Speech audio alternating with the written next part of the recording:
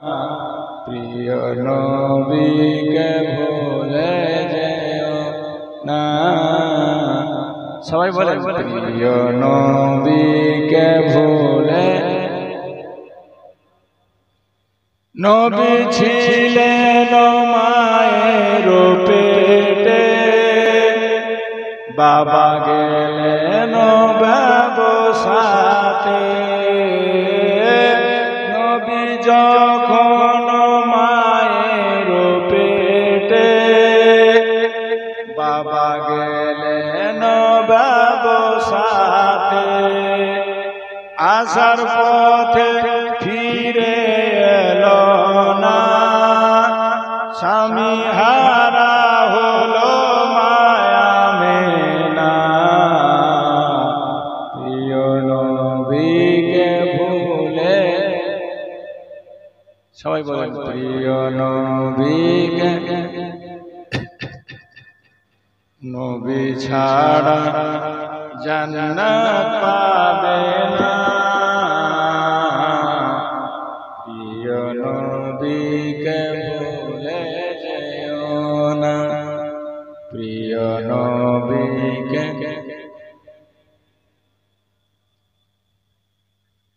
বাবা বলে লোগো মায়া মেনা, আমি থাকতে চিন্তা করো না। বাবা বলে লোগো মা আমিনা, আমি থাকতে চিন্তা করো না। যিনি আছেন তোমার গর্ভেতে, বিশ্বে তাহার তুলনা হবে না। প্রিয় নবীকে বলতে পারবো না, জোরে জোরে বলে প্রিয় নবীকে ভুলে যেও না। প্রিয় নবীকে। নবী ছাড়া জান্নাত পাবে না। প্রিয় নবীকে। আল্লাহুম্মা সাল্লি আলা মাওলানা মুহাম্মাদ ওয়া আলা সাইয়্যিদিনা মাওলানা। শ্রদ্ধেয় হাজিরিন, মাননীয় পূজনীয় হুজুর পীরে তরিকত রাহবারে শরিয়ত হযরত আল্লামা মাওলানা মুফতি আলহাজ doctor Syed Jalaluddin Ashraful Jilani MA PhD, Kichhauchha Sharif UP, president of Makhdoom Ashraf mission Pandua Sharif, মুআজ্জাজ উলামায়ে কেরাম, শোরায়ে জাত, সমস্ত তারিফ আল্লাহ পাকের জন্য। সবাই বলি আমরা আলহামদুলিল্লাহ। আল্লাহর পরে বিশ্ব নবীর উপরে হাজারো বার দুরূদ ও সালাম শান্তির ধারা বর্ষিত হোক। সকলে বলুন আল্লাহুম্মা আমিন। আপনারা জানেন, আপনারা অবগত আছেন, লক্ষ্মীপুরের মুসলমানের ভালোবাসায়, আপনাদের সবার সহযোগিতায় নবীর বাগানের একটি ফুল আওলাদে রসুলের আগমনে, যিনি এর আগেও কয়েকবার এসেছেন এখানে,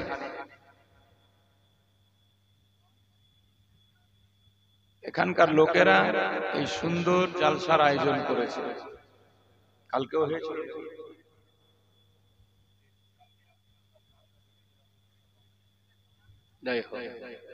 আজকে শেষ রজনী, আমাদের শেষ মেহমান হচ্ছে নবী পাকের খানদান, যাদের উপরে প্রত্যেক নামাজে আমাকে আপনাকে দুরূদ পড়তে হয়।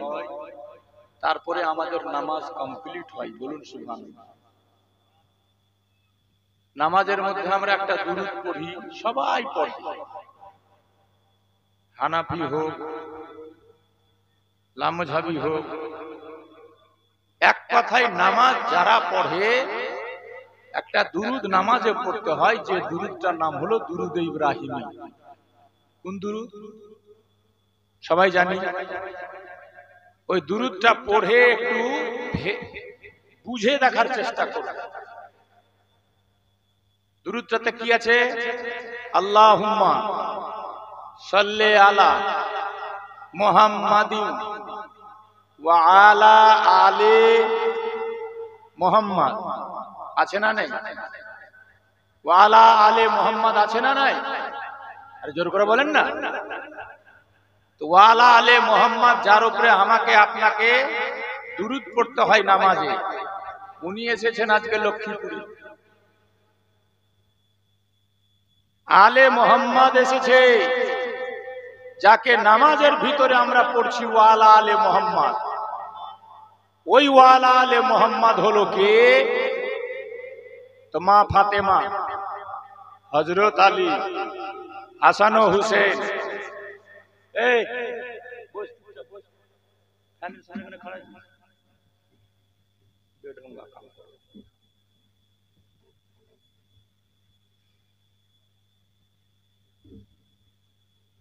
ওয়ালা আলে মোহাম্মদটাকে পুছ করবেন তো,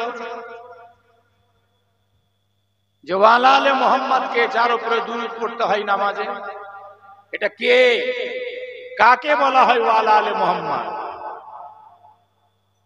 তো যখন আপনি হাদিস খুলে দেখবেন, তো ওয়ালা আলে মোহাম্মদ মানে হচ্ছে বড় পীর আব্দুল কাদের জিলানী। ওয়ালা আলে মোহাম্মদ মানে হচ্ছে খাজা মঈনুদ্দিন চিশতি।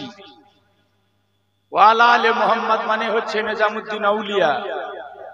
ওয়ালা আলে মোহাম্মদ মানে হচ্ছে মখদুম আশরাফ জাহাঙ্গীর সিন্নানি। ওয়ালা আলে মোহাম্মদ মানে আজকে যিনি আমার আপনার গ্রামে এসেছেন, হুজুর সৈয়দ ডক্টর জালালউদ্দিন আশরাফুল জিলানী এমএপি, ইনারাই হচ্ছেন ওয়ালা আলে মোহাম্মদ। এদিকে মুখ করে রাখলে গোগো করতে লাগবে, মুখ কর এগুলাই শিখলি না, কোন অফ করে রাখবে, যখন নারা লাগবে তখন অন করবে। হ্যাঁ ঠিক আছে, বুঝতে পেরেছেন বাবা? তাহলে আমরা কত বড় ভাগ্যবান যে নবীর খানদান, নবী বাগানের ফুল, আওলাদে রসুল, যার চেহারাটা দেখলে আপনি বুঝতে পারবেন আপনার ভিতরে যদি এক চুলো ঈমান থাকে, তো আপনার মনটা বলবে যে সত্যি আমার নবীর খানদান এরাকেই বলে। 1400 বছর পর নবীর বংশের চেহারা আপনি দেখবেন আর ভাববেন একটা কথা, যে আল্লাহ ইনাদের চেহারা এরকম করেছে, এত নূর, আমার নবী পাকের চেহারাতে কত নূর ছিল। ইমাম হাসান হুসেনের চেহারাতে কত নূর ছিল। হযরত আলী শেরে খোদার চেহারাতে কত নূর ছিল। এ বেরাদার, নবীর বংশটা পৃথিবীর কোন বংশের মতো নয়। নবীর আওলাদের এক একটা সন্তান তার সমতুল্য পৃথিবীর কেউ হতে পারবে না। কোন খানদানের সঙ্গে নবীর খানদানকে তুলনা দেওয়া চলে না। এটা আপনাদের কিসমত, এটা আপনাদের কপাল। আর এটাও জেনে রেখে দেন, হাদিসে পাকে নবী বলেছেন, আন নুজুমু আমানুল্লাহ আহলিস সামা ওয়া আহলু বাইতি আমানুল্লাহ আহলিল আরদ। যতদিন আসমানে তারা আছে, তারা ততদিন আসমান থাকবে। যেদিন তারাগুলা সব খসে যাবে, ভেঙে পড়বে, আসমানও পড়ে যাবে, আসমান থাকবে না। এটা আমার নবী বলছেন। আর বর্তমান জামানার বিজ্ঞানীরাও এটাই প্রমাণ করছে যে গ্রহগুলা ছুটে পড়লে আসমান ভেঙে পড়বে। যেদিন প্রলয় দিবস হবে, আগে তারা ছুটে পড়বে, তারপরে আসমান পড়ে যাবে। নবী 1400 বছর আগে বলেছেন, আসমানে তারা যতদিন আছে আসমান ততদিনই আছে, আর দুনিয়াতে আমার আহলে বাইত আমার খানদান যতদিন আছে দুনিয়াটা ততদিনই আছে। বলুন সুবহানাল্লাহ, জোরে বলেন সুবহানাল্লাহ। তাহলে আপনি বুঝতে পারছেন কিনা যে আমরা দুনিয়াতে যাদের বরকতে বেঁচে আছি তিনি এসেছেন। এটা আমার নবীর কথা। নবী বলছে যে আমার আওলাদ থাকলে দুনিয়া থাকবে, আওলাদ নেই তো দুনিয়া থাকবে না। নবীর বংশকে ধ্বংস করতে চেয়েছিল ইয়াজিদ। ইয়াজিদ ধ্বংস হয়ে গেছে, মিটে গেছে। আজকাল কেউ নিজের ছেলের নাম পর্যন্ত ইয়াজিদ রাখতে রাজি নাই। নবীর নাতি হুসেন, হুসেনের বেটা জৈনুল আবেদিন, জৈনুল আবেদিনের বেটা ইমামে জাফর সাদিক, তার বেটা মুসা কাজিম, তার বেটা আলী রাজা। এমনি করতে করতে এই বংশটা ছড়াতে ছড়াতে গৌসে পাক, খাজা বাবা, মখদুম আশরাফ জাহাঙ্গীর সিমনানি, এবং আজ আমরা যিনাকে নিজের চোখে দেখব ইনি হচ্ছেন সেই বংশেরই ফুল। বলুন সুবহানাল্লাহ। আমাদের নসিব কত ভালো। লক্ষ্মীপুরের মানুষ ধন্যবাদ জানাই আপনাদেরকে যে আপনারা এবার দিয়ে কয়েকবার হুজুরের পা রেখেতে পেরেছেন। এখানে এই নবীর বংশ যেখানে পা রেখে দেয় সেখানে আল্লাহর রহমত বর্ষিত হয়। নবীর বংশ যেখানে রাত কাটায় সেখানে মৌলা আলী আসে, আমার নবী পাকও আসে। ভাগ্যবান তারা যারা ইনাদের সেবা করতে পেরেছে, খিদমত করতে পেরেছে। এদের সেবা যারা করবে মনে করবেন নবী পাকের সেবা করা হলো, আর এদের ঘৃণা যারা করবে ভেবে নিবেন সে নবীর দুশমন হয়ে গেল।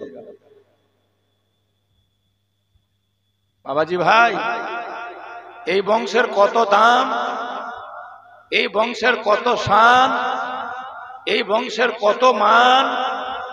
আমার কথা না, উঠান আল্লাহর কোরআন। আল্লাহর কোরআন বলছে ইন্নামা ইউরিদুল্লাহু লিইয়ুযহিবা আনকুমুর রিজসা আহলাল বাইতি ওয়া ইউতাহিরাকুম তাতহীরা। আল্লাহ বলছেন নিশ্চয় আমি আল্লাহ নবীর বংশকে, আওলাদে নবীদেরকে পাক বানিয়েছি, পবিত্র বানিয়েছি। বলুন সুবহানাল্লাহ, জোরে বলুন। যাদের পবিত্রতার বর্ণনা আল্লাহ দিচ্ছে তাকে যদি আপনি খারাপ নজরে দেখেন তাহলে আপনার কি হাসরের মাঠে হবে। তাদেরকে যদি আপনি ইনকার করেন তাহলে আপনার অবস্থাটা কিয়ামতে কি হবে। যাদের পবিত্রতার কথা আমার আল্লাহ কোরআন পাকে বলছেন। আরো আল্লাহ বলেন কোরআন শরীফের ভিতরে, কুল লা আসালুকুম আলাইহি আজরান ইল্লাল মাওয়াদ্দাতা ফিল কুরবা।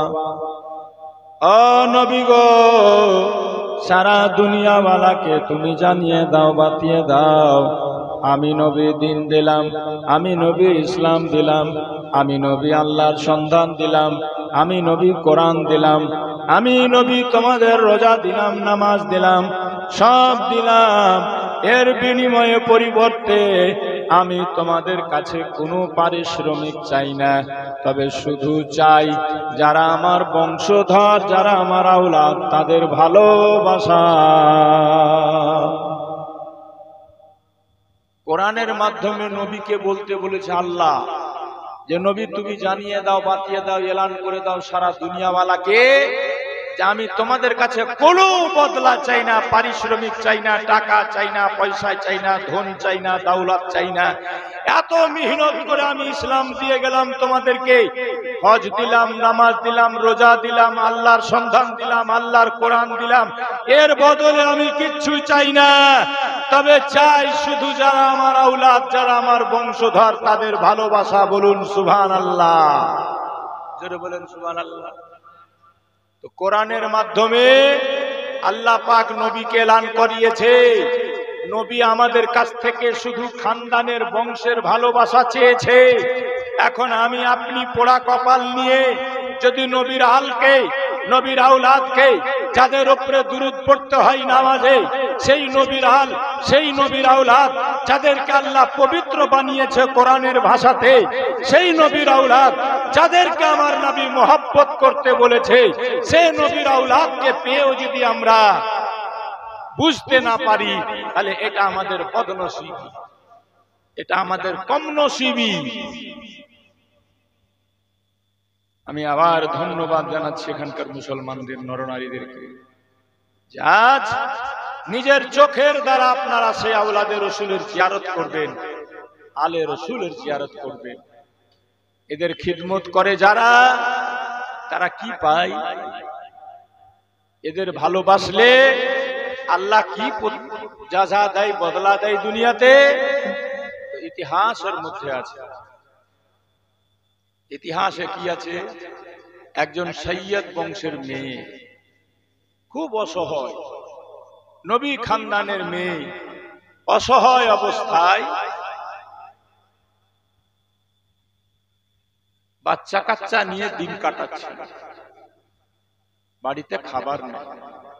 একটা মশলা জেনে রাখবেন, আল্লাহ না করুক আমি আপনি যদি অসহায় হয়ে যায়, আমাদের জন্য ভিক্ষা করা যায়।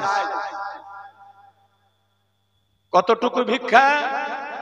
কতটুকু ভিক্ষা যেটাতে আমার আপনার এক টাইমের খাবার হয়, জায়েজ হয়ে যায়। আপনার জন্য যাকাত নেওয়া জায়েজ হয়ে যায়। কিন্তু নবীর খানদানের বৈশিষ্ট্য হলো তারা মানুষের কাছে ভিক্ষাও চাইতে পাবে না, তারা যাকাতের মাল খেতে পারবে না, তাদের জন্য হারাম আছে। বলুন সুবহানাল্লাহ। কত তফাৎ তাহলে ভেবে দেখেন। আমি আপনি আর নবী বংশ, নবীর আওলাদ, কত তফাৎ। আমরা গরিব হলে যাকাত নিতে পারবো, নবী বংশ গরিব থেকে গরিব হয়ে গেলেও যাকাত তাদের জন্য নেওয়া চলবে না, হারাম আছে। বুঝতে পেরেছেন? তারা মানুষের কাছে হাত পাততে পাবে না, ভিক্ষা নিবে না, হারাম আছে। তবে কোথাও যদি নবী বংশের কেউ থাকে, সৈয়দ বংশের, আর সে যদি অসহায় হয়ে যায়, তার বাড়িতে যদি অভাব দেখা দেয়, তো প্রত্যেক মুসলমানের উপরে তাদেরকে নজরানা দেওয়া, তোহফা দেওয়া ওয়াজিব হয়ে যায়। বলুন সুবহানাল্লাহ। আপনি জানা সত্ত্বেও যে একজন নবী বংশের, সৈয়দ বংশের লোক না খেয়ে আছে, আর আপনাকে আল্লাহ ধন দিয়েছে, দৌলত দিয়েছে, টাকা দিয়েছে, পয়সা দিয়েছে, আপনি যদি তোহফা না পাঠান, আপনি যদি নজরানা না পাঠান, গুনেহগার হবেন, গুনেহগার। তাহলে কত তফাৎ আমাদের আর তিনাদের মধ্যে। বেরাদার বাবাজি, ভাই মা বোনেরা, এই বংশেরই একটা মেয়ে, বহুদিন আগের কথা, না খেয়ে বাচ্চা কাচ্চা নিয়ে ইয়াতিম হাল, ইয়াতিম অবস্থা, রাস্তায় লাস্ট অব্দি যখন বাড়িতে খাবার নেই, কয়েকদিন কেটে গেল, বাড়িওয়ালা ইন্তেকাল করেছিল, ছোট্ট ছোট্ট বাচ্চা ছিল বাড়িতে। সেই মা চিন্তা করলো, আজ যদি আমার বাচ্চা না খেতে পাই মারা যাবে। বাধ্য হয়ে রাস্তায় বেরিয়ে গেল, দেখে যদি কোথাও হালাল বস্তু কিছু পাওয়া যায়, নিয়ে এসে আমার বাচ্চাদের জান বাঁচাবো। যেতে যেতে এক বাজারের পাশে দেখতে পেল মরা মুরগি পড়েছিল, মরা মুরগি। কি পড়েছিল? জোরে বলেন না, কি পড়েছিল? শরীয়তে হারাম না হালাল? হারাম। মরা জানোয়ার হারাম, হালাল না করা পর্যন্ত খাওয়া যাবে না।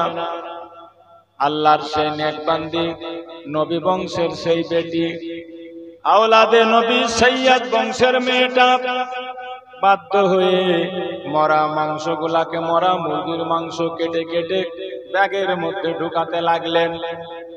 ব্যাগের মধ্যে ঢুকাচ্ছেন, হঠাৎ করে বাবাজি ওই রাস্তা দিয়ে এমন একজন লোক হেঁটে আসছিল যার নাম আব্দুল্লাহ বিন মুবারক। হজ করতে যাবেন তিনি, হজের জন্য সব প্রস্তুতি নিয়েছেন, সব কিছু রেডি করা হয়ে গেছে। একজন হাজি আর একজন হাজির সঙ্গে দেখা করতে যাচ্ছে। পশ্চিমনগরের হাজি আপনার লক্ষ্মীপুরের হাজির সঙ্গে দেখা করতে এসছে, লক্ষ্মীপুরের হাজি শরীয়ততলার হাজির সঙ্গে দেখা করতে গেছে, শরীয়ততলার হাজি এমএলএ মোড়ের হাজির সঙ্গে দেখা করতে গেছে। ভগবানপুর গেছে, আছে না এগুলো টোলা আছে না নাই? 30 বছর ধরে এগুলোকে আমার জালসা জীবনী করা হয়ে গেছে, এজন্য এখনো গ্রামগুলা মনে আছে। সাবান চোখ গেছে, আছে না না এগুলা গ্রাম আছে? এক হাজি আর এক হাজির কাছে দেখা করতে যায়, ভাই চলেন ডেট তো হয়ে গেছে, আল্লাহর দরবারে গিয়ে নবীর রওজাতে গিয়ে আমরা সালাম করে আসি। বেরাদার বন্ধুগণ ভাইয়েরা, ইচ্ছা সবার হয়, টাকা নাই বলে যাওয়া হয় না, তাই না?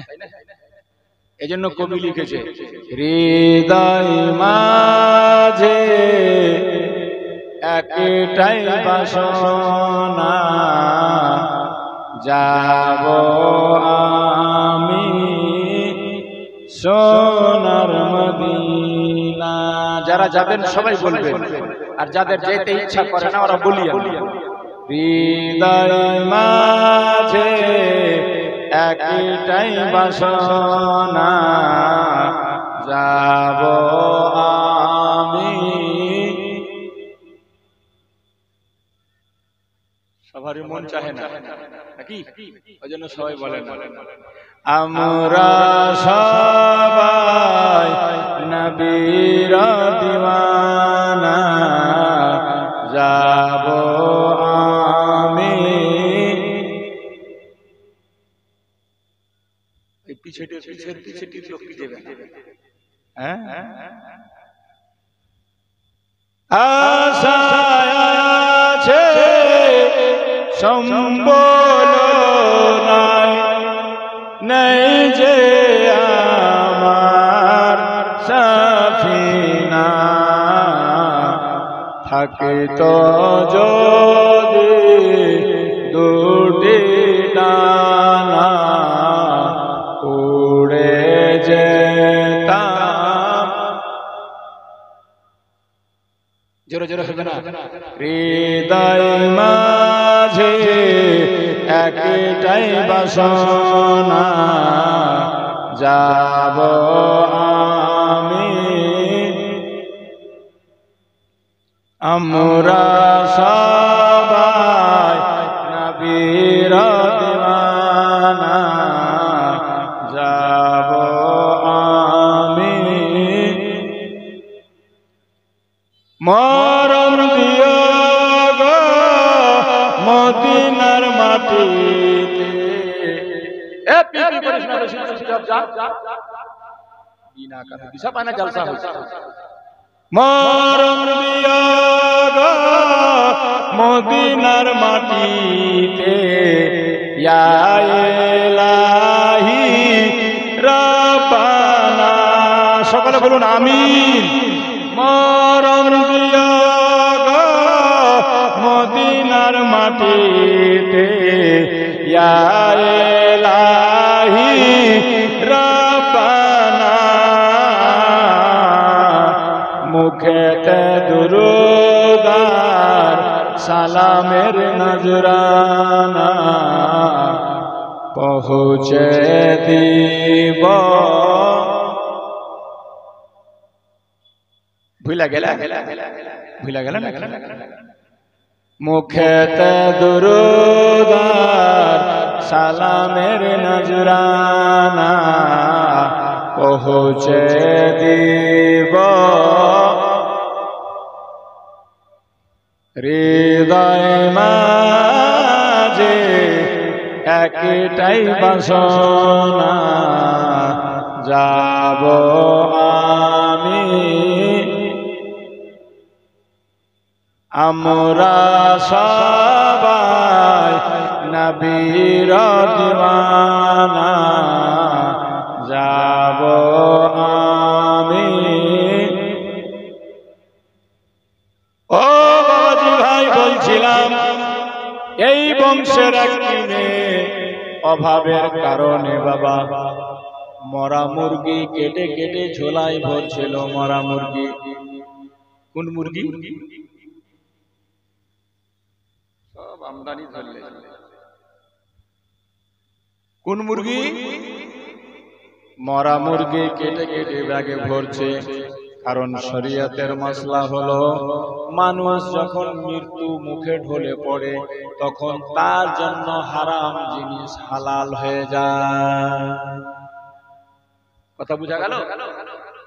আর কোন উপায় নাই, হারাম খেয়ে জান বাঁচাতে হবে। এমন অবস্থাতে হারাম জিনিস হালাল হয়ে যায়। ওর জন্য নবী বংশের সেই মেয়েটা চিন্তা করলো মরা মুরগি কেটে নিয়ে যাব, রান্না করে বাচ্চাদের খাওয়িয়ে কোন রকম জান বাঁচাবো। এই জন্য মরা মুরগি কেটে কেটে ব্যাগে ঢুকাচ্ছিল। হঠাৎ একজন হাজী সাহেব, যিনি হজ করতে যাবেন বাবা, টাকা পয়সা সব রেডি হয়ে গেছে, 3 তারিখ সব ফিক্সড হয়ে গেছে। এক হাজী সাহেবের সঙ্গে দেখা করে বাড়ি ফিরছে, যিনার নাম হলো আব্দুল্লাহ বিন মুবারক। কি নাম বললাম? এই জোরে জোরে পাহেন না জি। আব্দুল্লাহ বিন মুবারক যাচ্ছিল রাস্তা দিয়ে, দেখতে পেল এ বাবা, এটা কি দেখছে? একটা পর্দাবতী নারী বোরখা পরে আছে। কারণ কেউ পর্দা করুক আর না করুক, সৈয়দ বংশের ইতিহাস আছে, সে বংশীদের মেয়ে ছেলেরা এত পর্দাবতী হয় কারণ তারা ফাতেমার বেটি তো।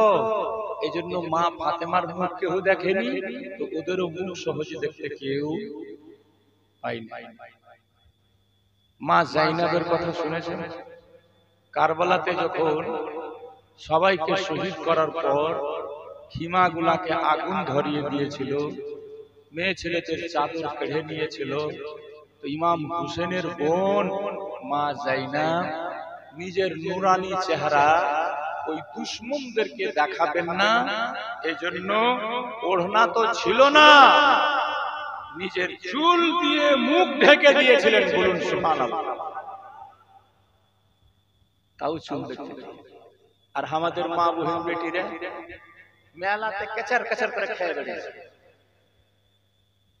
জলসাতে মেলা বসেছে না, फिर হিন্ডোলাতে চড়ছে, নৌকাতে চড়ছে, দিল্লি করে হিলে হিলে দেখুন তো দোকানে দোকানে চেটে বেড়েছে, মাথাতে পর্দা নাই, ওড়না নাই, চুল দেখাইছে। এটা তো হিন্দু পাড়ার মেয়েরা আসে, সবটি মুসলমানের মেয়ে। বলেন ঠিক কি না? ঠিক বলছি না ভুল? আপনাদেরই মেয়ে, আপনাদেরই বউ বেটি ঘুরছিল। লেখা রাখেন, যাদের বউ বেটিরা এরকম মেলা ঠেলাতে, দোকানে ফোকানে, মার্কেটে, হাটে, বাজার করতে যায় কালিয়া চোখে, এদিকার মেয়েরা হয়তো যায় না, এরা খুব ভালো মানুষের বেটি, সব পর্দাবতী ঘরের মেয়ে, সব কালিয়া চোখ মালিয়া চোখ, এরা মার্কেট ফার্কেট করতে যায় না। না যেছে ঈদের সময় যেছে, এখানকারও যেছে। হাই রে, আমি তো ভাবছি খুব ভালো আছে, এরা লাগছে। বলছিলাম কোন বাগানের ফুল এনারা, শুনুন। কবি লিখেছে, ফুল আমার রাসূল মুহাম্মদ সাল্লাল্লাহু আলাইহি ওয়াসাল্লাম। সকলে বলুন সাল্লাল্লাহু আলাইহি ওয়াসাল্লাম।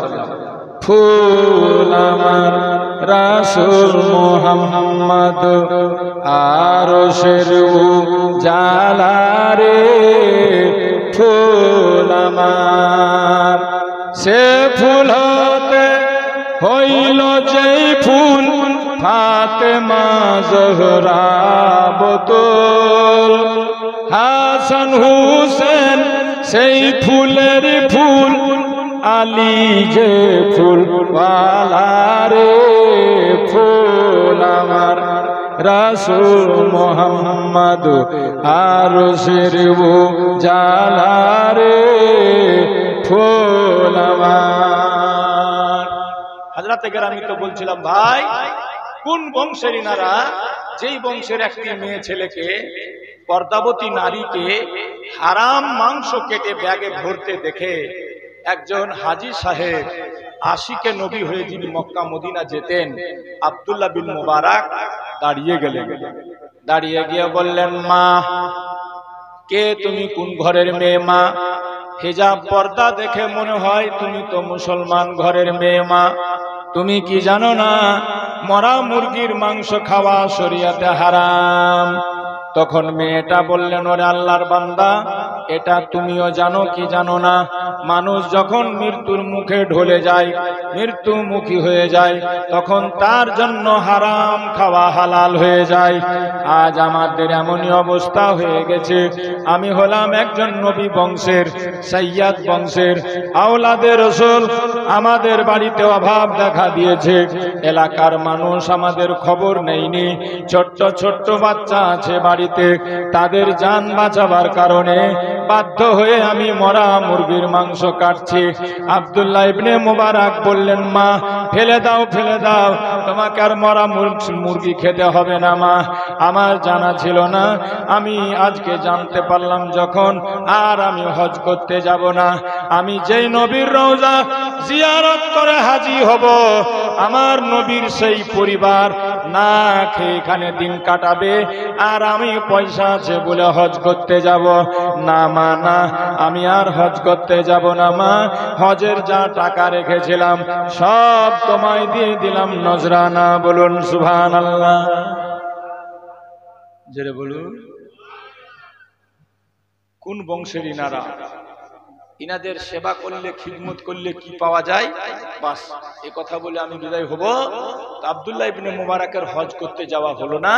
সব টাকা সেই সাইয়্যিদ বংশের সেই মেয়েটাকে দিয়ে বাজার করে বাড়ি পাঠিয়ে দিলেন, আর বললেন, মা আমি শুধু জানতে পারলেই প্রয়োজন মোতাবিক তোমাদের সেবা করব, খিদমত করব। আমি জানতাম না, নচেত কাল কিয়ামতের মাঠে নবী যদি জিজ্ঞেস করে যে তুমি এসেছিলে পয়সা ছিল বলে রওজা শরীফ জিয়ারত করতে, আমার হজ করতে, আর তোমার এলাকাতে আমার আওলাদ না খেয়ে মারা যাচ্ছিল, তোমরা খবর পর্যন্ত নাওনি, আমি সেই দিন কি মুখ দেখাবো? বলুন সুবহানাল্লাহ। জোরে বলেন সুবহানাল্লাহ। বেচারা হজ করতে গেল না বাবা, এমএলএ মডেল হাজিটা চলে গেল, শরীয়ত চলারটা চলে গেল, সাবান চলারটা চলে গেল, আপনার ভগবানপুরেরটাও চলে গেল, শেষ রোডেরটা চলে গেল, সব হাজিরা চলে গেল। লক্ষ্মীপুরের সেই হাজি ধরেন উদাহরণস্বরূপ বাড়ি ছিল, যিনি নিজের পয়সা সব এই বংশের একটি মেয়েকে গরিব দেখে দান করে দিল, তোফা দিয়ে দিল। হজ করতে যাওয়া হলো না, তবে হাজিরা সবাই দেখছে ওই আব্দুল্লাহ বিন মুবারক জেদ্দাতে সবার আগে, ওই আব্দুল্লাহ বিন মুবারক মক্কাতে সবার আগে, ওই আব্দুল্লাহ বিন মুবারক তাওয়াফ করছে সবার আগে, ওই আব্দুল্লাহ বিন মুবারক সাফা মারওয়াতে সাই করছে সবার আগে, ওই আব্দুল্লাহ বিন মুবারক মিনাতে সবার আগে, ওই আব্দুল্লাহ বিন মুবারক মুজদালফাতে সবার আগে, ওই আব্দুল্লাহ বিন মুবারক আরফাতে সবার আগে, সব জায়গাতে সবার আগে, কুরবানি করছে সবার আগে, শয়তানকে পাথর মারে সবার আগে, সবার আগে আগে থাকে। মক্কা থেকে হজ ছেড়ে চলে গেল মদিনা, মসজিদে নববীতে আগে আগে, রওজা শরীফে আগে আগে। হজ সম্পূর্ণ হলো, সব হাজিরা বাড়ি আসছিল, আব্দুল্লাহ বিন মুবারক যেন আগে আগে। কেউ তার সঙ্গে সাক্ষাৎ করতে পারলো না, কথা বলতে পারলো না। বেরাদার হজ করে সবাই বাড়ি এলো। এবার একজন হাজি আর একজন হাজির সঙ্গে সাক্ষাৎ করতে গেল, দেখা করতে গেল। শাবান চকের হাজি এমএলএ মোড়ের হাজির বাড়িতে এলো, এমএলএ মোড়ের হাজি লক্ষ্মীপুরের হাজির বাড়িতে এলো। আব্দুল্লাহ বিন মুবারককে সবাই এসে বলল, ভাই আপনি তো খুব চালাক ধুরন্দাজ লোক গো, এত চেষ্টা করলাম আমরা, আপনাকে কোনো জায়গায় দেখা করতে পারলাম পারলাম না, দেখেছি সব জায়গায়, আপনি আমাদের সঙ্গে দেখা করলেন না, কথাও কেন বললেন না? আব্দুল্লাহ বিন মুবারক বলেছিলেন, ভাই আসল কথা আমার হজ করতে যাওয়া হয়নি। তোমরা আমাকে দেখেছো, ভুল দেখেছো, আমার আসলে হজ করতে যাওয়া। ওরা বলছে হ্যাঁ মশাই, আরে ভুল হলে একজনের হবে। ডাকেন আপনি শেষ রোডের হাজিকে, ডাকেন আপনি সাবান চকের হাজিকে, ডাকেন আপনি শরিয়তটোলার হাজিকে, সব হাজি বলবে একই কথাই যে আমরা আপনাকে একবার নয় 1000 বার দেখেছি। আপনি কোন কথা বলছেন? বলে ভাই খোদার কসম করে বলি আমি হজ করতে যাইনি। কারণ একটাই, সব হয়ে যাওয়ার পরেও আমি রাস্তাতে একদিন দেখলাম আমার নবী বংশের ফুল আওলাদে রসুল একটা মেয়ে ছেলে, পর্দাবতী নারী, হারাম মাংস উঠাচ্ছিল, ব্যাগের মধ্যে ঢুকাচ্ছিল। আমি জানতে পারলাম তার স্বামী নাই, স্বামী হারা মেয়েটা, বড় অভাব তার বাড়িতে, দুটো বাচ্চা মেয়ে আছে, মেয়েরা মৃত্যু মুখে ঢলে পড়ছিল। এই জন্য তার মা বাধ্য হয়ে মরা মুরগির মাংস কেটে ব্যাগে ঢুকাচ্ছিল।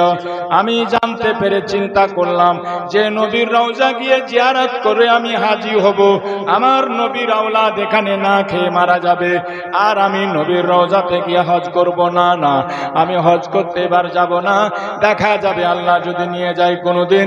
এই জন্য আমার কাছে যা হজের টাকা পয়সা ছিল ভাই, সব আমি তাদেরকে দান করে দিয়েছি। বেরাদার এটা শুনতে নাই, সব হাজিরা এক বাক্যে বলে উঠলো, হাজি সাহেব, ওগো আব্দুল্লাহ বিন মুবারক, তুমি এমন একটা নেকির কাজ করেছো যে আল্লাহ তাআলা আমাদের হজ কবুল করতে পারে, নাও করতে পারে, তবে তোমার হজটা ফারেশতা রূপে আল্লাহ একজন ফারেশতা পাঠিয়ে তোমার রূপে হজটাকে কবুল করে নিয়ে তোমাকে আসল হাজি আল্লাহ বানিয়ে দিয়েছে। বাবাজি, এরকম অসংখ্য ঘটনা আছে। আলে নবী আওলাদে নবী, শাম দেশে, ইরাক দেশে একজন সুবহানাল্লাহ এরকমই ছিলেন। কোনো কারণে এক রাইসের বাড়িতে গিয়েছিলেন, এক মালদারের বাড়িতে গিয়েছিলেন। তো নিজের পরিচয় দিলেন যে আমি হলাম সৈয়দ বংশের ছেলে, আমার খুব অসুবিধা, আমার খুব একটু হেল্প করো, সাহায্য করো। তো সে বলেছিল যে আপনি নবী বংশের, তো আপনার দলিল কি, আপনার দলিল কি আছে? দোস্ত বন্ধুগণ ভাই, এ কথা বলে উনি চুপচাপ ওখান থেকে গেলেন অন্য জায়গায় চলে। লোকটা রাত্রিবেলা স্বপ্নে দেখছে যে জান্নাত সাজানো আছে, আর আল্লাহর পক্ষ থেকে এলান হয়েছে যারা মুমিন মুসলমান সবাই জান্নাতে ঢুকো, সবাই জান্নাতে ঢুকো। তো সবাই জান্নাতে যাচ্ছে, সবাই জান্নাতে যাচ্ছে। দারোগায়ে জান্নাত হযরতে রিজওয়ান সবাইকে যেতে দিচ্ছে। আর যখন এই লোকটা যে বলেছিল কালকে যে তুমি যে সৈয়দ বংশের লোক, তোমার পরিচয় কি, দলিল কি, এ যখন জান্নাতে ঢুকতে যাচ্ছে, তো যা মালিকে জান্নাত রিজওয়ান আটক করে দিয়ে বলছে, তুমি জান্নাতে যাচ্ছ মানে? বলে হ্যাঁ, এলান হয়েছে যারা মুমিন, যারা মুসলমান তারা জান্নাতে যাবে। তো সবাই তো যাচ্ছে জান্নাতে, এজন্য আমিও তো একজন মুমিন, আমি একজন মুসলমান। তো বলে তুমি যে মুমিন, তুমি যে মুসলমান, তোমার দলিল কি? বলুন সুবহানাল্লাহ, জোরে বলে। তখন আর ঘুম ভেঙেছে। বলছে কালকে তুমি একজন সৈয়দ আলে রসুলের কাছে দলিল চেয়েছিলে যে তুমি যে সৈয়দ, তো তোমার দলিল কি? আজ তোমাকে জিজ্ঞেস করা হচ্ছে তুমি যে মুমিন, তো তোমার দলিল কি? এ বেরাদার, এই জন্য এটা পিছিয়ে দাও, চাদরটা পিছিয়ে দাও, চেয়ারের চাদরটা পিছিয়ে দাও, এটা পিছিয়ে দাও, একদম পিছিয়ে সরিয়ে দাও।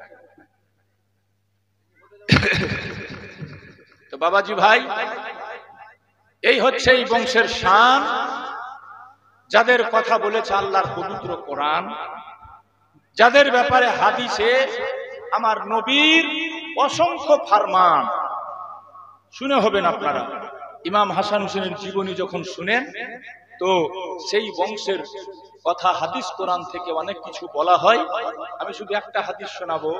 নবী বলছে, আলা মাম্মাতা আলা হুব্বি আলে মুহাম্মাদিন, জালাহুল্লাহু কবরাহু মাজারান লিল মালায়েকা। আল হাদিস। নবী বলছেন, খবরদার, শোনো শোনো, যারা নবীর আলকে আওলাদকে ভালোবেসে মোহাব্বত রেখে দুনিয়াতে ভালোবাসা নিয়ে দুনিয়া ছেড়ে চলে যেতে পারলো, তাদের কবরটাকে আল্লাহ তাআলা ফেরেশতাদের জন্য মাজার বানিয়ে দেয়। লোকটা লক্ষ্মীপুরের, কিন্তু নবী বংশের সঙ্গে তার ভালোবাসা ছিল। আওলাদে নবীকে সে প্যার করত, আওলাদে নবীকে সে ভালোবাসতো। আর ভালোবাসবে না কেন?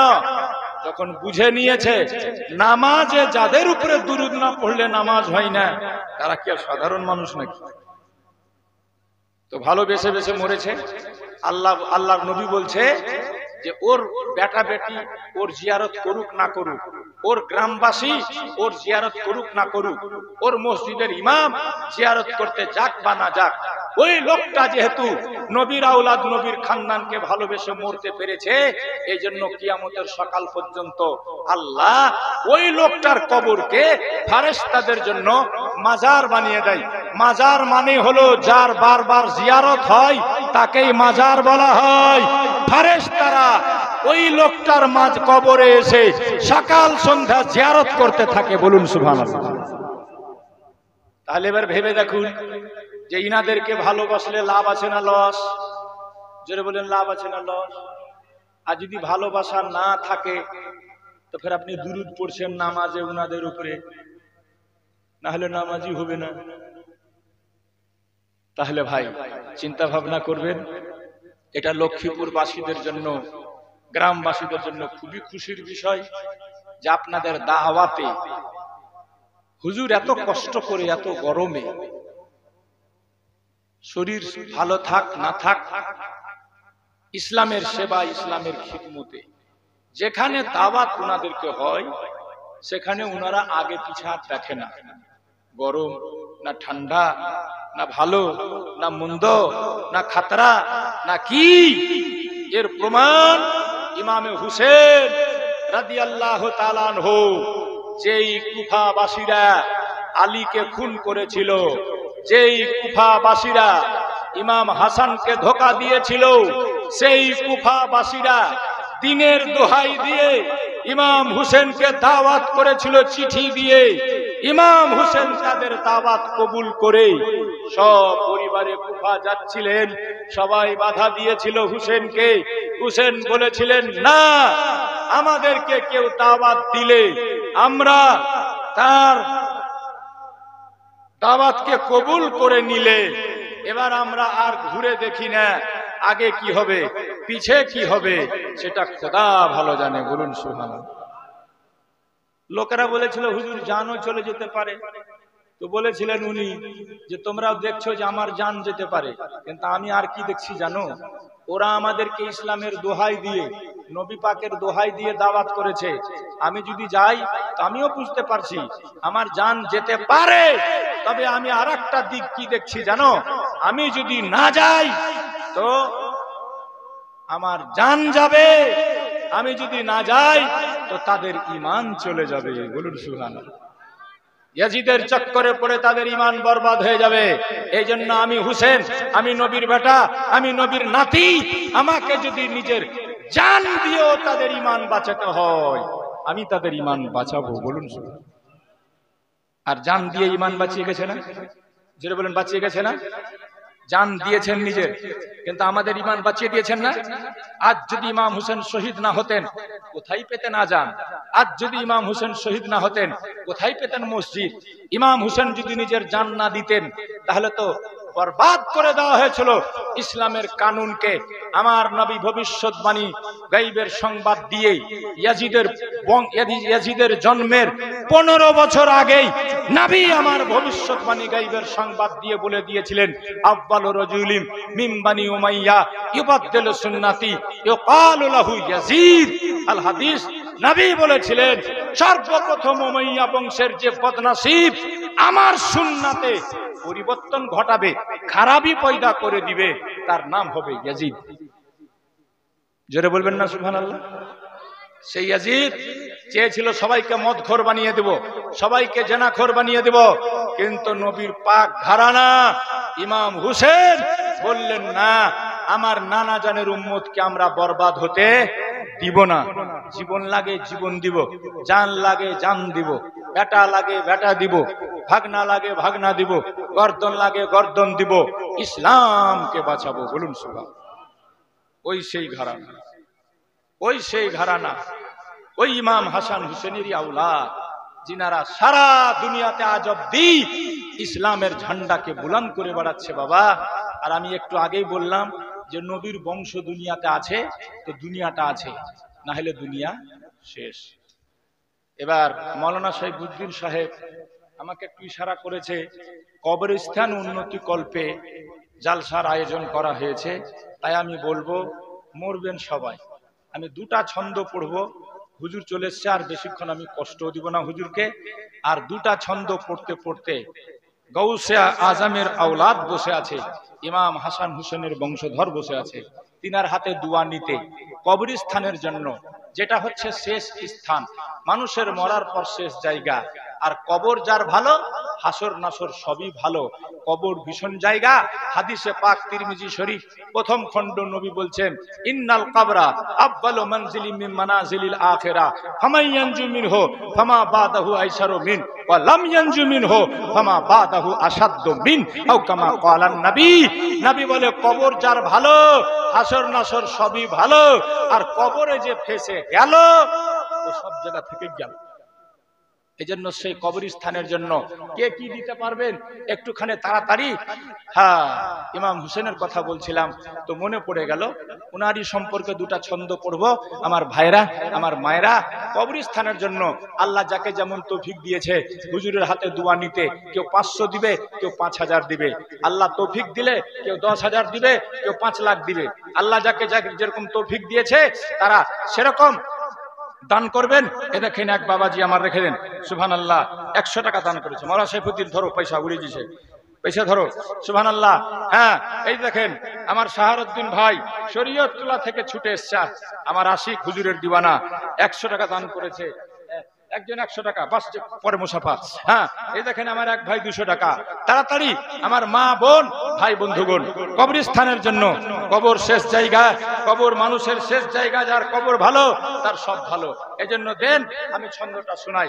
ইমাম হোসেন বলছেন, শোনো না না জান, দেখো না না জান, তোমার হোসেন কাটিয়েছে গরদান, দিয়েছে জান বাঁচাতে ইসলামের শান। জোরে হাত উঠে সবাই বলুন ইয়া হুসেন, একবার বলুন ইয়া আলী, একবার বলুন ইয়া মাহবুব। শোনো না না জান, দেখো না না জান, তোমার হোসেন কাটিয়েছে গরদান, দিয়েছে জান বাঁচাতে ইসলামের ঈমান।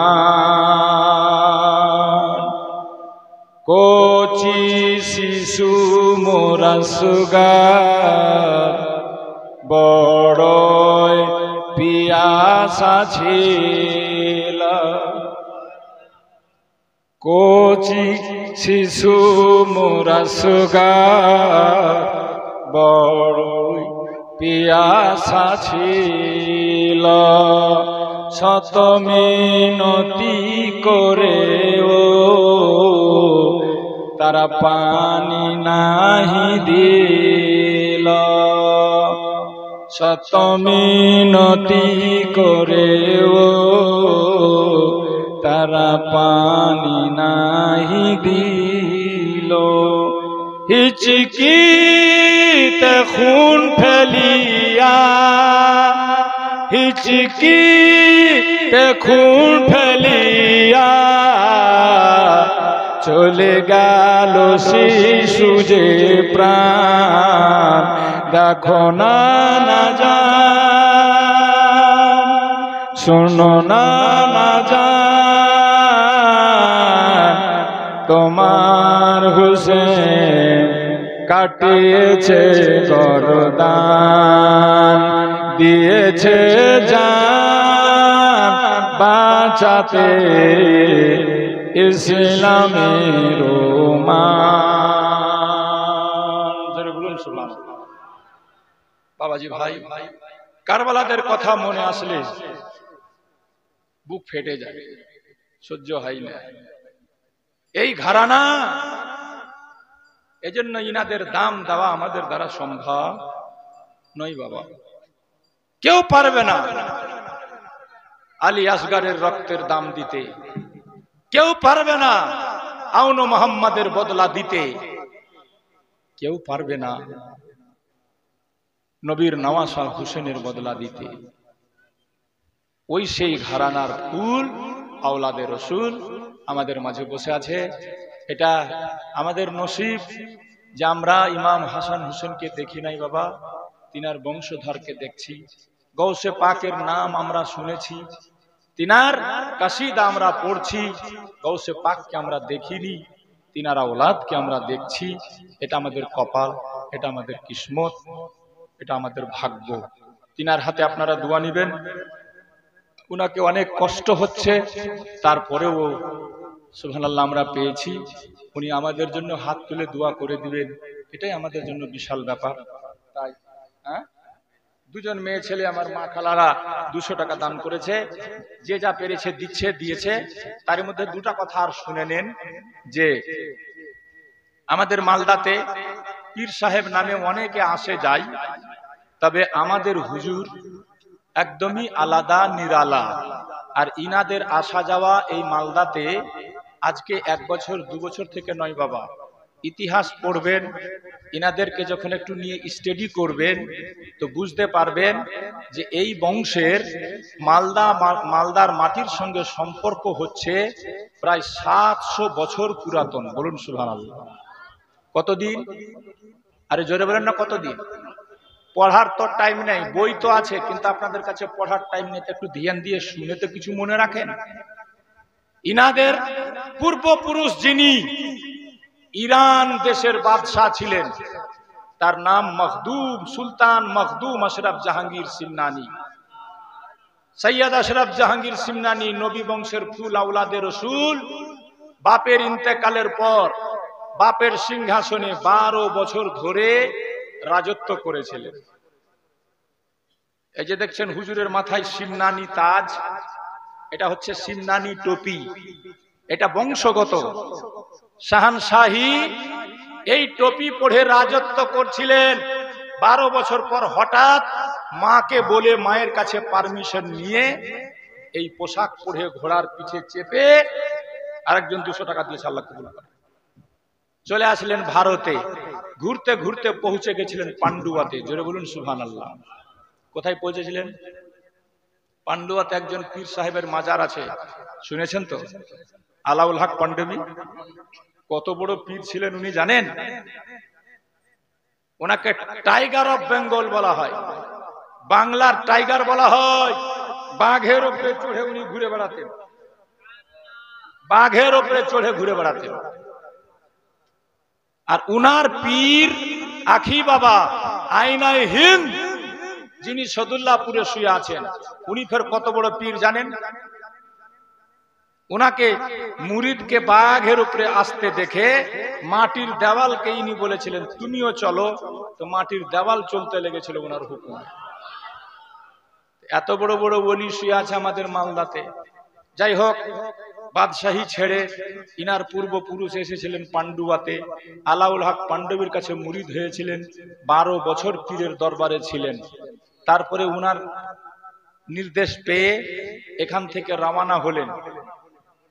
যেদিকে যেতেন সেদিকে বেধর্মীরা উনার চেহারাটা দেখে কলমা পড়ে মুসলমান হতো। ইতিহাস বলছে লক্ষ লক্ষ মানুষকে মখদুমে পাক মুসলমান বানিয়েছে। আর সারা পৃথিবীটা 3 বার উনি পায়ে হেঁটে ঘুরেছেন, বলুন সুবহানাল্লাহ। সেই মাখদুমের শাহজাদা 700 বছর ধরে এখানে যাওয়া আসা। আপনারা জানেন কিনা, উনার আব্বাকে দেখেছেন কিনা? যতদিন উনি হায়াতে ছিলেন পিরানা পীরে রোজার ঈদের নামাজের ইমামতি করতেন। এখন বর্তমানে আমাদের হুজুর করেন। ভাই, এই পান্ডুয়া পিরানা পীর যেহেতু বহু পুরানো সম্পর্ক ইনাদের, ইনারা চেয়েছিলেন পান্ডুয়া পিরানা পীরে কিছু কাজ করতে হবে। কারণ ইতিহাস বলছে এখানে এত বড় বড় ইউনিভার্সিটি চলতো এক জামানাতে, বাদশাহী আমলে, যে 500 শিক্ষক শিক্ষকতা করত। ছাত্র কত ছিল? তো হুজুরের আব্বা আজ থেকে মাত্র 27 বছর আগে পান্ডুয়া শরীফে একটা প্রতিষ্ঠান যার নাম মাখদুম আশরাফ মিশন ভিত্তি স্থাপন করলেন, দোয়া করলেন, আর বলে গেলেন মালদাবাসীদের জন্য, বাঙালিদের জন্য আমি এমন একটা মিশন করে গেলাম, এখানে বাংলা মিডিয়াম স্কুল চলবে, আরবি মিডিয়াম পড়াশোনা হবে, হাফিজ হবে, আলিম হবে, মুফতি হবে, ছেলেরা বাংলা মিডিয়ামে পড়বে, মাধ্যমিক পাস করে, উচ্চ মাধ্যমিক পাস করে মাস্টার হবে, ডাক্তার হবে, ইঞ্জিনিয়ার হবে। হ্যাঁ, এখান থেকে সব হবে। আজকে মাত্র 27টা বছর হতে না হতেই আপনি গিয়ে দেখেন কোটি কোটি টাকার বিল্ডিং তৈরি হয়েছে পান্ডুয়াতে, আপনাদের ভালোবাসায়, আপনাদের সহযোগিতায়। আর জানেন, পশ্চিম বাংলার 100 বছরের ইতিহাস তুলে দেখবেন আপনি, গতবার পান্ডুয়া উরুসের সময় 143 জন ছেলে পাগড়ি পেল, তার মধ্যে 8 জন মুফতি ছিল। 100 বছরের ইতিহাস তুলে দেখেন, পশ্চিম বাংলার কোন মাদ্রাসাতে একসাথে এতটি ছেলে পাগড়ি পায়নি, বলুন সুবহানাল্লাহ। যেটা পান্ডুয়া থেকে হয়েছে। আর পড়াশোনা কেমন হয় ওখানে না গেলে বুঝতে পারবেন না, সবাই টিকতেই পারে না ওখানে। যাই হোক বন্ধুগণ, ভাইরা আমার, সেই পান্ডুয়া মিশনের মাধ্যমে একদিকে মাধ্যমিক পর্যন্ত বাংলা মিডিয়াম স্কুল চলছে। হুজুর চাইছে তোমার বেটা আরবিতে না পড়ে, যদি বাংলা পড়ে, এই মিশনে দিলে এখান থেকে তোমার ছেলে মাধ্যমিক পর্যন্ত পড়তে পড়তে কমপক্ষে কোরআন উচ্চারণ পড়তে শিখে যাবে। দরকার হলে ইমাম না থাকলে মসজিদে নামাজ ইমামতিও করতে পারবে, বাপ মরে গেলে তার জানাজার নামাজও পড়তে পারবে, বলুন সুবহানাল্লাহ। এজন্য ওখানে তড়িঘড়ি করে মাধ্যমিক পর্যন্ত স্কুল খোলা হয়েছে। সাথে সাথে হুজুর দেখলেন অনেক লোকেরা ইংলিশ মিডিয়ামে ছেলেকে পড়াতে চায়, সিবিএসসি বোর্ডের প্যাটার্নে পড়াতে চায়, সেই স্কুল দরকার। তখন হুজুর তাড়াহুড়া করে কয়েক কোটি টাকা খরচ করে, আপনারা খালি গিয়ে দেখে আসিয়েন, কয়েক কোটি টাকা খরচ করে পিরানা পীর সদুল্লাপুরে 3 তালা আইনাই হিন্দ পাবলিক স্কুল খুলে দিলেন এবং তৈরি করা হলো। সেই স্কুলে বর্তমানে ভর্তি চলছে। লক্ষ্মীপুরের মানুষ, এই এরিয়ার মানুষ, আপনারা জানতেন কিনা আজকে জানিয়ে দিচ্ছি। যারা মনে করছেন আমি ছেলেটাকে ইংলিশ মিডিয়ামে রেখে পড়াবো, অন্য মিশনে না দিয়ে আখিয়ে পাকের দরবারে রেখে আসেন। কারণ ওই মিশনে যদি আপনার বাচ্চাটা পড়ে, আখিয়ে পাকের মাজারের সকাল সন্ধ্যা যে ছেলেটা হাওয়া খাবে, এত বড় আল্লাহর ওলির দরবারের বাতাস খাবে, ওই ছেলেটা যখন হয়ে বের হবে ওর সামনে কেউ দাঁড়াতে পারবে না। বেরাদার, এখন 5 পর্যন্ত ভর্তি চলছে, আগামীতে 8 পর্যন্ত হবে। এই মে মাসটাই ভর্তি চলবে, তারপরে ক্লোজ হয়ে যাবে। দোস্ত, কয়েকটা দিন বাকি আছে, যোগাযোগ করুন। বাড়ি থেকে ভালো অবস্থায় তাদেরকে রেখে দিদিমণিরা মাসিরা সেবা করে এমন পড়াশোনা তাদের দেওয়া হবে, এমন শিক্ষা দীক্ষা দিবে, 1টা বছর রেখলেই আপনি বুঝতে পারবেন। এবার যদি আপনার হোস্টেলে অসুবিধা হয়, এলাকার ছেলে মেয়ে যদি বেশি হয়ে যায়, ওখান থেকে গাড়ি আসবে, আপনার ছেলে মেয়েকে নিয়ে যাবে, তারও ব্যবস্থার চিন্তাধারা হুজুর করছেন এবং বলছেন তোমরা ছেলে দিয়ে ভরে দাও, আমি হোস্টেল বানিয়ে ভরে দিব তোমার বাচ্চাদের জন্য। কারণ পিরানা পীরে দরবারে সদুল্লাপুরে পান্ডুয়া মিশনের পক্ষ থেকে 50 বিঘা জমি কিনা হয়েছে, বলুন সুবহানাল্লাহ। কত বিঘা? দেখুন, শিক্ষিত মানুষরাই বুঝে শিক্ষার মর্যাদা।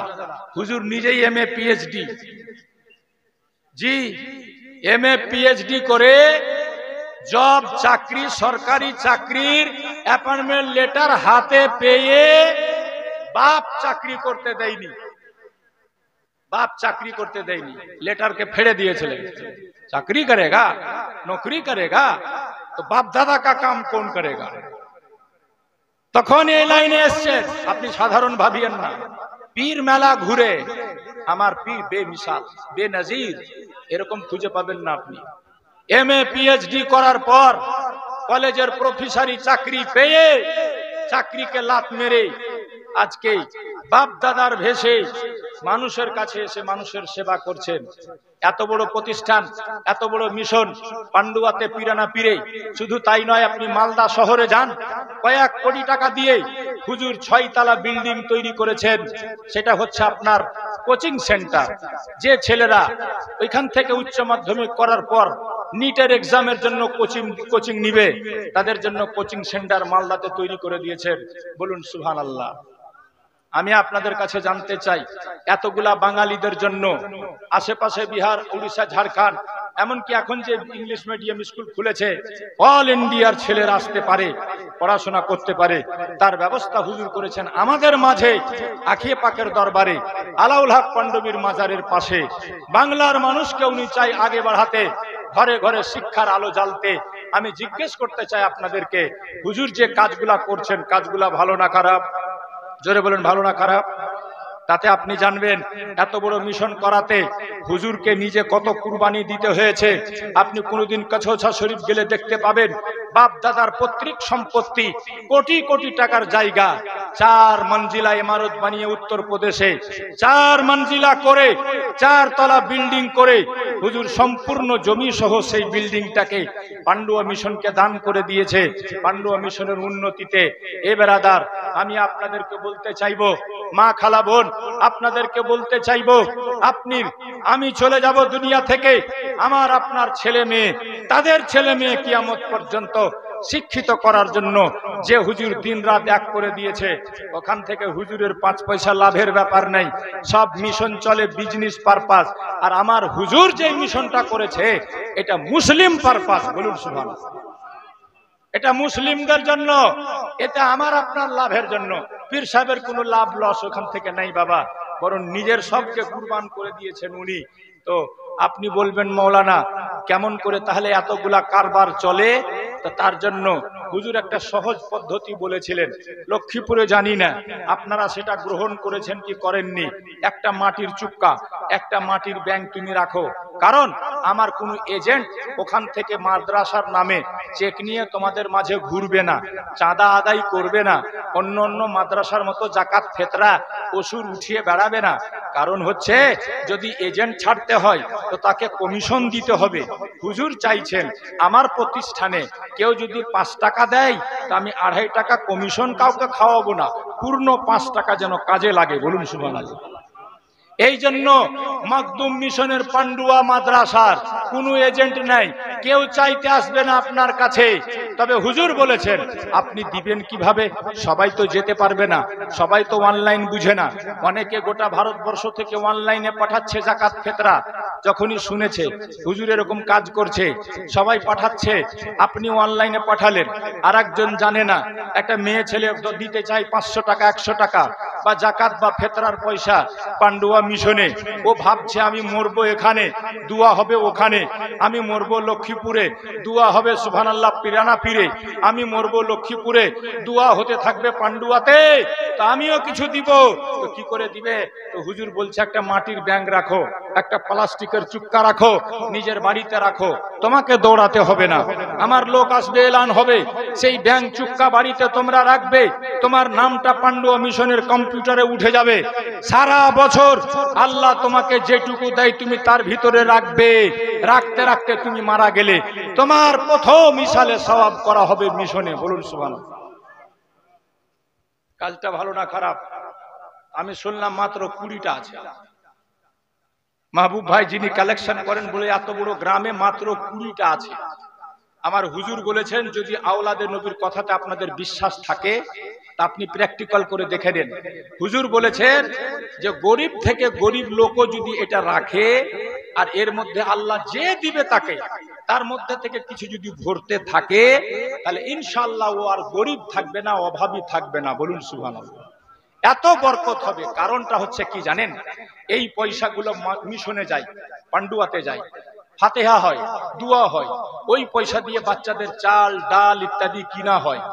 আর এখন 700 ছেলে পড়াশোনা করছে, আর বাংলা মিডিয়াম মিলিয়ে যদি আপনি দেখেন তো 1000-এর উপরে হয়ে যাবে।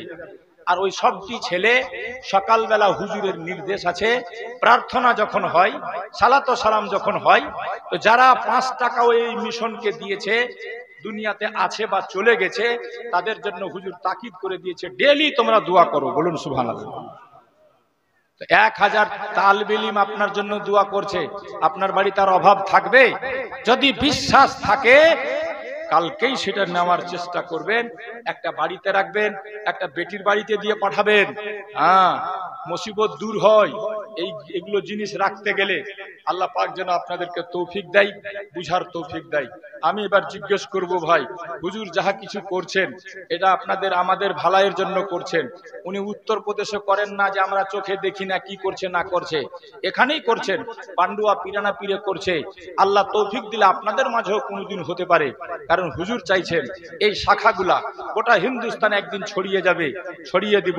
বেরাদার, আমি আপনাদের জিজ্ঞেস করতে চাই, হুজুর যেটা করছেন কাজটা ভালো না খারাপ? হাত উঠে দেখান, ভালো না খারাপ? তাহলে ব্যাংকগুলা চুক্কাগুলা আপনারা রাখবেন কি রাখবেন না? রাখবেন না ইনশাআল্লাহ।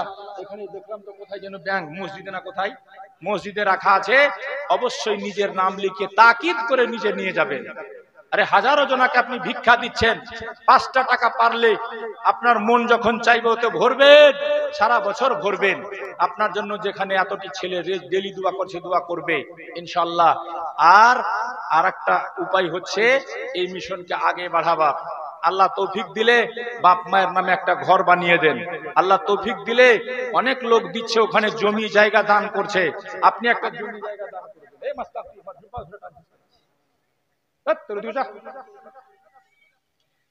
আল্লাহ তৌফিক দিলে এরকম করবেন, 2টা ফ্যান পাঠাবেন, 4টা পাখা পাঠিয়ে দিবেন, 1000 টাকার কিতাব কিনে পাঠাবেন। এগুলো সবের কাজ হবে ভাই। আর দেখে আসবেন, একবার মন ভরবে। গোটা বাংলার বুকে সবচেয়ে বড় অ্যারাবিক ইউনিভার্সিটি তৈরি হয়ে গেছে পান্ডুয়া শরীফে মাত্র কয়েক বছরে। হুজুর গোটা ভারতবর্ষ ঘুরে, হুজুরকে গোটা ভারতবর্ষে যেতে হয়, যেখানে হুজুর যান শুনলে মানুষ পাগলের মতো সেখানে দান করে, শরীক হয়, অংশগ্রহণ করে।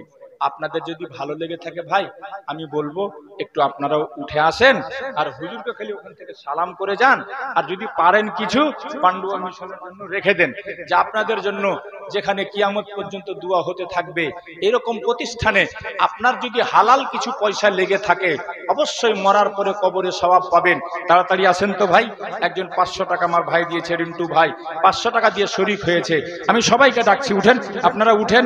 পয়সা যদি না থাকে হুজুরকে খালি সালাম করে চলে যান, তাও হুজুর বুঝতে পারবে যে না, আমি যাদের জন্য খাটছি, আমি যাদের জন্য কাজ করছি, তারা আমার সাথে আছে, তারা আমার পাশে আছে। একটু উঠে আসেন তো ভাই, খালি সালাম করে চলে যান, হুজুরকে খালি সালাম করে চলে যান। হুজুর দেখবেন ইনশাআল্লাহুল আজিজ, এখানে যাদেরকে দেখবেন কিয়ামতেও উনি চিনতে পারবেন, কিয়ামতেও দেখা হবে। আমি সবাইকে ডাকছি, সবাই উঠে এসে পীর সাহেবকে সালাম করে যান, সালাম করে যান। আসেন, উঠেন, একটু জায়গাটা ছাড়েন। পয়সা নাই তাও আসেন, আসেন আর খালি হাত দেখিয়ে বলবেন হুজুর আপনি আগে বাড়তে থাকেন, এখন নাই আমরা পরে দিব, জাকাত ফিতরা যা হবে দিয়ে পাঠাবো। আসেন, ছুটে আসেন, সবাই ছুটে আসেন, সালাম করে যান। বেরাদার, এগুলো জায়গাতে দান করলে কোনোদিন কমে না, এরকম জায়গাতে দিতে পারলে কোনোদিন কমে না। যারা বুঝে গেছে লাখ লাখ টাকা দিয়ে আসছে তারা, আপনারা কখন বুঝবেন? আল্লাহ যেন বুঝার তৌফিক দেয়। আমার মাদেরকে বলবো, মায়েরা বোনেরা, কবরস্থানে তোমরা দিলে, এবার একটু পান্ডুয়া মিশনে মা যদি কিছু পারো, 5-10 টাকা পারো, সেটাই দান করে যাও। তোমাদের জন্য হুজুর দোয়া করছে, তোমাদের জন্য বাচ্চারা দোয়া করছে, তোমাদের জন্য আমরা দোয়া করব।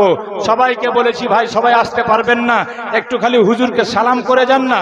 পয়সা নাই কোনো ব্যাপার নাই, এসে সামনে থেকে গিয়ে বসে যাবেন, বাস ওখান থেকে সালাম করে নেন, হাত বাড়ায়েন না, ওখান থেকে সালাম জানিয়ে দেন, বাস সালাম জানিয়ে দেন।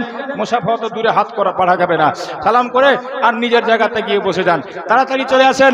আমার মাদের দিকে কাউকে পাঠিয়ে দেন, বোনদের দিকে কাউকে পাঠিয়ে দেন। যদি আমার মা বোনেরা কিছু দিয়ে শরীক হয়, অংশগ্রহণ করতে চাই, তাহলে দিয়ে দিবে। সুবহানাল্লাহ, বসে দিয়ে দিবেন, অংশগ্রহণ করে নেবেন। আর একটা কথা বলবো, যারা এখন পর্যন্ত বায়াত হননি, মুরিদ হননি, আজকেই হুজুরের হাতে বায়াত হবেন। মুরিদ হবেন।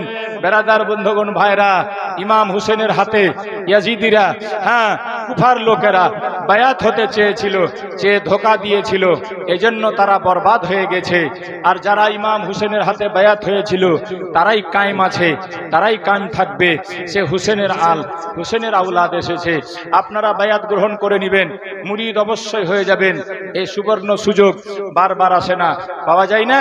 আর সংক্ষিপ্ত কথা, এরই মধ্যে শায়রে ইসলাম আসছে, দু চারটি ছন্দ শোনাবে আপনাদেরকে, তারপরে হুজুরকে মাইক দেওয়া হবে ইনশাআল্লাহ। আমি বিদায় নিলাম।